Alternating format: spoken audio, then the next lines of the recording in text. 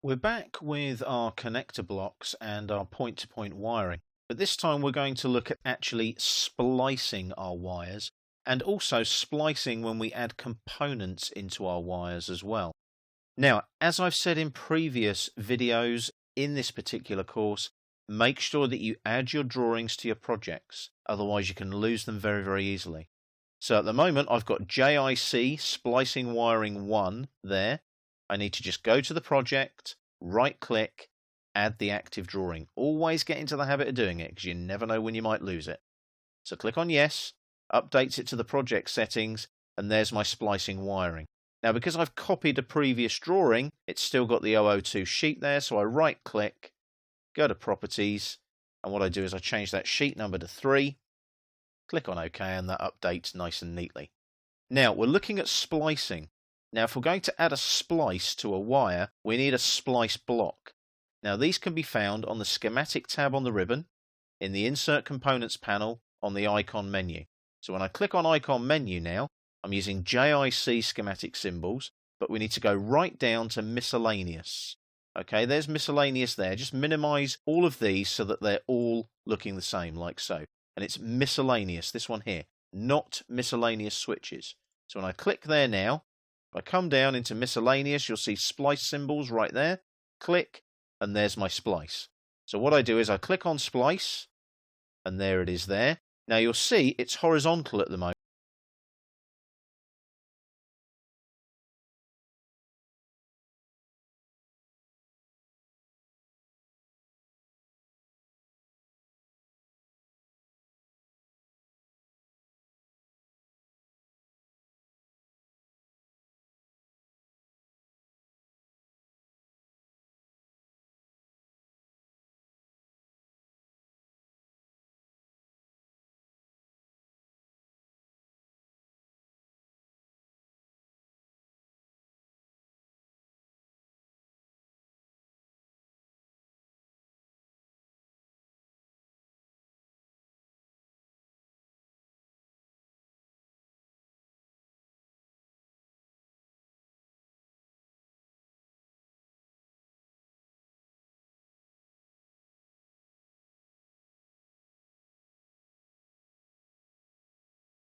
And it updates.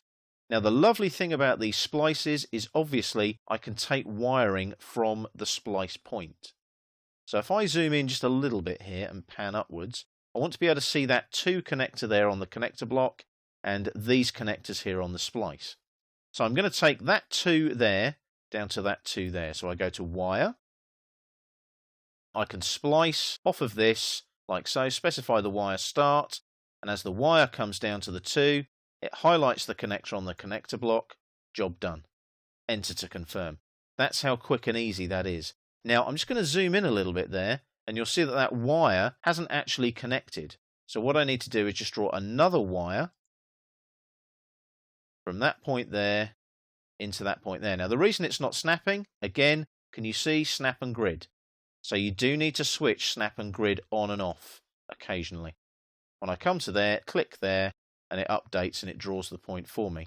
Now that isn't perfect because it's gone into the bottom part of the splice. No problem there though. What we can do an undo.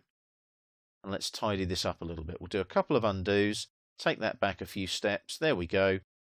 All the way back. And what we'll do, we'll take it all the way back to before we put that wire in. So can you see every single step has to be undone because it places them sequentially. So let's do that slightly differently. Let's do the wire command again. This time I'll come off of the nearest point. And as I come down here to the 2, highlights the connector block. Now press enter. Much neater. Can you see that? It's just coming off of there. And it always puts this little 45-degree crank in when there's 2 wires coming off of the same connector. However, these hoops are a little bit close to each other. So let's use the scoot. And what I need to do is select the components to scoot along. So again, snap and grid off to make my life a little bit easier. So I click there, and I scoot it along to about there, and it updates nice and neatly for me. Press enter to confirm. Takes it still off the connector 2 there, but it's just a little bit more obvious where that wire's going now, which makes my life easier when I'm looking at the drawing.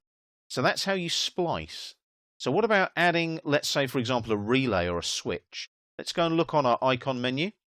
And what we can do is we can splice as well. So let's have a look at miscellaneous switches. Let's go and have a look in here. Lots of different switches.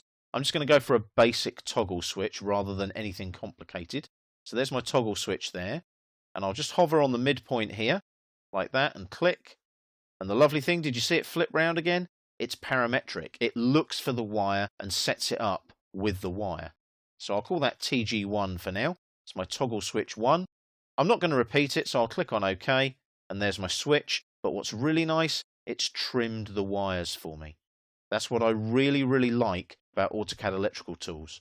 When you're placing components, when you're splicing wiring with the components, Autocad Electrical trims the wiring back for you, which makes life so much easier. No trim commands, no tidying up required. So that's your splicing wiring in Autocad Electrical.